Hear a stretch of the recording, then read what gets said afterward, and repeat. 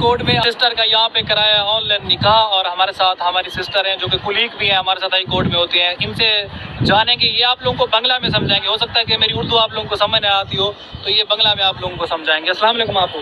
वालेकुम सलाम, अस्सलाम वालेकुम। अच्छा, ये आप हमारे देखने वाले लोगों को बताएं कि ऑनलाइन निकाह क्यों ज़रूरी है। बहुत ज़रूरी है क्योंकि जो लोग पाकिस्तान से यहाँ आना चाहते हैं और जो लोग बांग्लादेश से पाकिस्तान जाना चाहते हैं, বাংলা বলতে বাংলা में बोलो। যারা পাকিস্তান থেকে বাংলাদেশে আসতে চায় এবং কি বাংলাদেশ থেকে পাকিস্তানে যেতে চায়, তারা ট্যুরিস্ট ভিসা পাবে না, শুধু ফ্যামিলি ভিসাটাই হচ্ছে যে অ্যাভেলেবল। এর জন্য হচ্ছে যে